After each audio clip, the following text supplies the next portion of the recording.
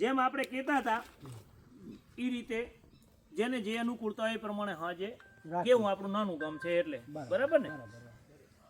હાજે કોઈને અન્ય સમાજના ને કેવું નહીં આપણા સમાજ સિવાય હવારમાં કહુંબો હોય ત્યારે હવારના તમારે કોઈ અન્ય સમાજમાં બીજે ગામમાં જ્યાં જેને જેટલું જે કેવું હોય હું તો કોઈ એમાંય તમારી આપણી મર્યાદા બરાબર રેવાય તો સારું પણ જેને જે અનુકૂળતા હોય એ પ્રમાણે હવારના કહુંબામાં કેવું આગળના દિવસે કેટલા દિવસે કોઈ કંઈ આપણે કેવું નહીં સવારના ભોજનમાં મીઠાઈમાં મોહનથાળ બરાબર શીરો શાક રોટલી પૂરી દાળ ભાત છાશ દૂધની કોઈ આઈટમ બનાવી નહીં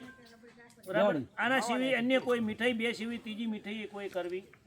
નહીં બરાબર સાંજના જમણવારમાં લાડુ ભાખરી પરોઠા ખીચડી કઢી અને દૂધ બરાબર હા ચટણી કે કોઈને મરઘા તળો હોય તો વાંધો નહીં ભલે કરવા તો બરાબર હા અને પાપડ બરાબર કસુંબામાં કોઈ પણ પ્રકારનું વ્યસન આપણે આ જે હોણા વિવાહ છે અહીંયાથી કરીને સદંતર કાયમ માટે કોઈ આ નિયમ બધા લાગુ કરાવવા એટલે કોઈ મેં વ્યસન કોઈ કરવું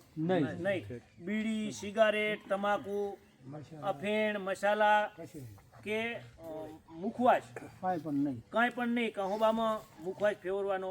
નહીં મુખવાસ ફક્ત ને ફક્ત દાણા દાળ અને દાણા દાળની અંદર જે આપણે વરિયાળી દાણા જે આવે છે ઓલા લીલા કલર વાળા આવે નહીં એ નુકસાન કાચી વરિયાળી જે આપણે પકવા થાય અથવા તો દાણા દાળ અને એ પણ એક જ કહુંબાની નોટ હોય કહુંબા મુખવાસ ફેરવવાનો નહીં બરાબર ને ચા પાણી જ ખાલી કહુંબા બીજું કાંઈ નહીં અને ચામાં શક્ય હોય તો હું તો કહું આ કપ કરતા આપણે વાટચીયું હોય છે પટેલ અને મંડપ વાળાને હોય છે તો કપ નુકસાન કરે છે તો વાટકીયું રાખો તો વધારે સારું સ્ટીલની વાટકીયું બરાબર ને આની રાખે છે ને એમને હા લગનિયાને કોઈ પણ પ્રકારનું વ્યસન હોય તો આપણે આગળના દિવસે લગનિયાને કહી દેવાનું કે ભાઈ અમારા ગામમાં અમે સદંતર વ્યસન મુક્તિ છે એટલે અમે કોઈ કાંઈ લાવી કાંઈ નથી અમારી મજબૂરી છે તમે કાંઈ વ્યસન હોય તો બીડી તમાકુ લેતા આવો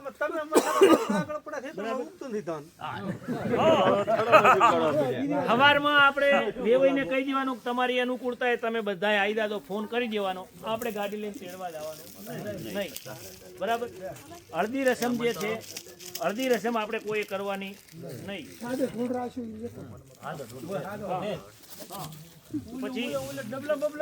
આપણે જે સ્ટુડિયો પ્રી વેડિંગ કરતા હતા અગાઉથી એ કરવાનું નહીં બરાબર પછી વેવાઈના ત્યાં આપણે જાન લઈને જા તો અહીંયા શ્રીફળ પતાહ જે વિધિ માટે જુએ છે એ વસ્તુ લઈ જવાની મુખવાસ આપણા અહીં કહુંબામાં નહીં અહીંયા લઈને જવાનો નહીં ક્યાંય કે આપણે મામેરે કહુંબો પાવા જતા હતા એ મામેરે એમને રામ રામ કરવા જવાના કોઈ અફેણ કે મુખવાસ કે કઈ વસ્તુ લઈને જવાનું નહીં બરાબર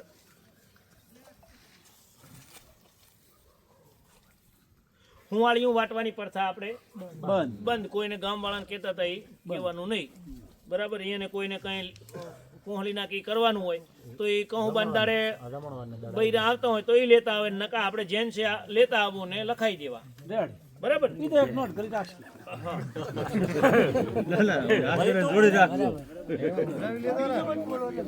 જરૂર હોય તો ઘર પૂરતી હુંવાળીયું વાટવાની બરાબર પછી પડલે 5 તોલાથી વધારે સોનું કોઈ સડાવવાનું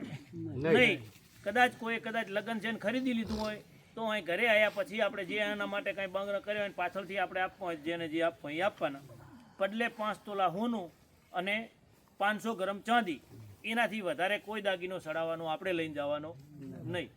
100 જણાથી વધારે જાનની અંદર ના થાય સામાજિક વ્યવસ્થા હસવાય એના કરતાં એ પણ આપણે કઈ રીતે ગામમાં કેવું કોટે કેવું શું કરવું એનું પ્લાનિંગ કરી કુટુંબમાંથી આગળ કરતા હતા એમ જ કરીને 100 જણા થાય એવું કરવું વધારે મોટો ડેકોરેશન કરવું નહીં બરાબર હવે મામેરો આપણે બધા હવારમાં લઈને જવાનું અને સામે ગામથી આપણે અહીંયા આવવાનું હોય તો આપણે કહી દેવાનું કે મામેરો હવારમાં અહીં લઈને આવજો અમારે હાજે ગામમાં બંધ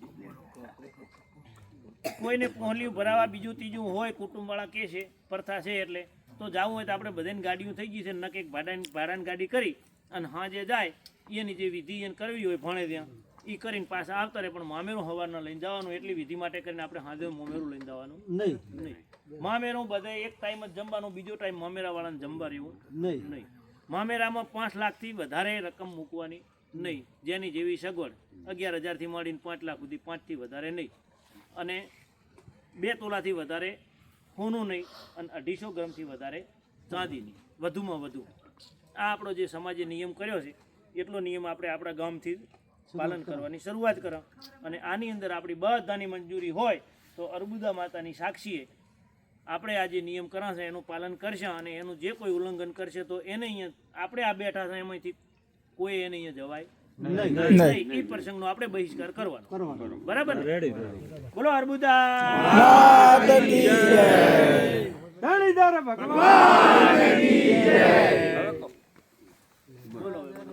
એક મુદ્દો રહી ગયો. આપણે આ બાયલીઓને લગ્ન હોય તો તૈયાર કરવામાં 1,500 રૂપિયા